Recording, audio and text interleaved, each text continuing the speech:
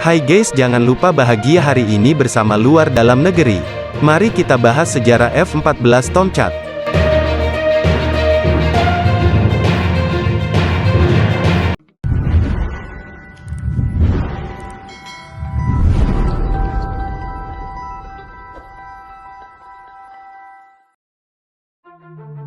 Mengapa Angkatan Laut melewatkan F-14 Tomcat, meskipun ada beberapa masalah besar? Angkatan Laut memensiunkan Grumman F-14 Tomcat pada tahun 2006 setelah lebih dari 3 dekade dalam pelayanan. Namun, kematian Tomcat telah meninggalkan celah di sayap kapal induk yang baru dirasakan sekarang. Angkatan Laut Amerika Serikat memensiunkan Grumman F-14 Tomcat pada tahun 2006 setelah lebih dari 3 dekade dalam pelayanan. Namun, kematian Tomcat telah meninggalkan celah di sayap kapal induk yang baru dirasakan sekarang.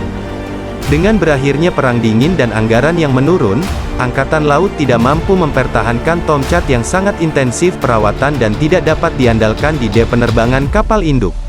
Selain itu, dengan runtuhnya ancaman Soviet, misi utama pertahanan armada Tomcat telah jatuh di pinggir jalan dan jet yang terhormat semakin banyak digunakan dalam peran serangan.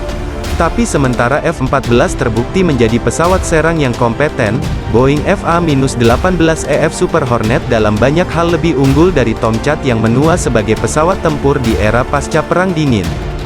Khususnya, Super Hornet jauh lebih andal dan hemat biaya, dan dengan avioniknya yang jauh lebih modern, sebagian besar merupakan pesawat yang lebih mumpuni. Namun, masih ada beberapa celah yang tidak bisa diisi oleh Super Hornet. Ini pertama kali muncul beberapa tahun yang lalu. Sementara Super Hornet dengan radar Array yang dipindai secara elektronik aktif Raytheon AN/APG-79 yang luar biasa, sistem Harris AN/ALK-214 Integrated Defensive Electronic Countermeasure, IDECM, Blok 4, data link canggih dan sistem lainnya adalah mesin perang yang kuat. FA-18EF memiliki dua kelemahan yang harus diatasi Angkatan Laut untuk masa depan yang mana layanan divestasi dengan pensiunnya Tomcat. Kedua faktor tersebut adalah jangkauan dan kecepatan keduanya gagal untuk Super Hornet ketika ancaman baru muncul di Pasifik Barat dan Atlantik Utara. Angkatan Laut menyerah pada kecepatan dan jangkauan Tomcat karena layanan tersebut tidak harus bersaing dengan prospek menangkis gerombolan pembom Tupolev Tu-22M backfire Soviet dan rudal jelajah mereka di era pasca Soviet. F-14, tentu saja, pada awalnya adalah kunci dari konsep pertempuran udara luar Angkatan Laut yang dirancang untuk mencegah kekuatan pembom Soviet menghancurkan kelompok tempur kapal induk. Sementara ancaman itu sedikit banyak menguap setelah tahun 1991, ancaman itu mulai muncul kembali ketika China bangkit dan Rusia menegaskan kembali dirinya di panggung dunia. China sedang membangun rudal jelajah anti kapal yang diluncurkan dari udara bersama dengan pesawat untuk membawa senjata-senjata itu.